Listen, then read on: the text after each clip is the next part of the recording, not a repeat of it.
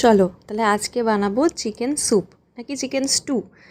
যারা স্টু পছন্দ করে না কিন্তু স্যুপ পছন্দ করে, আবার যারা স্টু পছন্দ করে কিন্তু স্যুপ পছন্দ করে না, তাদের সবার জন্য আজকে আমি স্টু কাম স্যুপ একটা রেসিপি বানিয়েছি। তো চলো তোমাদের সাথে শেয়ার করি। প্রথমেই এখানে আমার বাড়িতে যে যে সবজিগুলো ছিল, যেমন আলু ছিল, গাজর ছিল আর ক্যাপসিকাম ছিল, সেগুলোকে আমি ডুমো ডুমো ঠিক নয়, ছোট ছোট লম্বা লম্বা করে কেটে ফার্স্টে বাটার আর অলিভ অয়েল, হালকা গোলমরিচ আর নুন দিয়ে একটু সতে করে তুলে নিয়েছি। তারপরে চিকেনের মধ্যে আমি হালকা ভিনেগার, গোলমরিচ আর নুন দিয়ে ওই সেম অয়েলটাতেই ভেজে তুলে রেখেছি। তারপরে দিয়েছিলাম হালকা সামান্য একটু বাটার, কারণ যেই তেলটা বেরিয়েছিল সেটা হচ্ছে চিকেনের যে চর্বির পিস ছিল সেটা গলে বেরিয়েছিল। আর তোমরা স্টু করার জন্য হালকা চর্বিযুক্ত পিস নেবে, তাহলে বেটার হয়, বিকজ অয়েলটা অনেকটাই কম পড়ে, শুধু বাটারের ওপর হয়।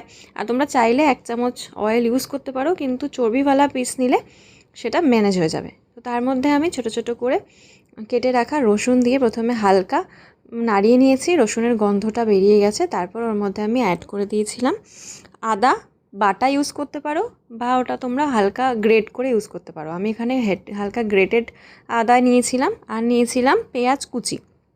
তোমাদের যতটা সবজি বা যতটা মাংস আছে সেই অনুযায়ী তোমরা পেঁয়াজ কুচিটা ইউজ করবে, অল্প করলেও অসুবিধা নেই।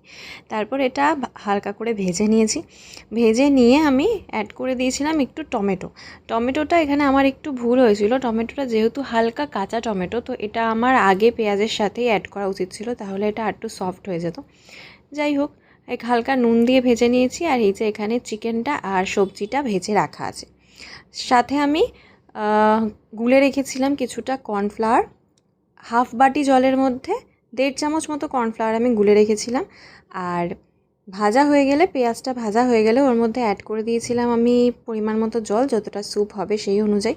আর তার মধ্যে দিয়ে দিয়েছিলাম 1 থেকে 2 চিপি ভিনিগার আর 1 চিপি সয়া সস, স্বাদ মতো নুন আর হালকা একটু চিনি, সাথে গোলমরিচ দিয়ে আমি ওটাকে ফুটে সবজিগুলো আর চিকেনটা সেদ্ধ হয়ে এলে দিয়ে দিয়েছিলাম কর্নফ্লাওয়ারটা, লাস্টে বাটার আর গোলমরিচ দিয়ে সার্ভ করেছি।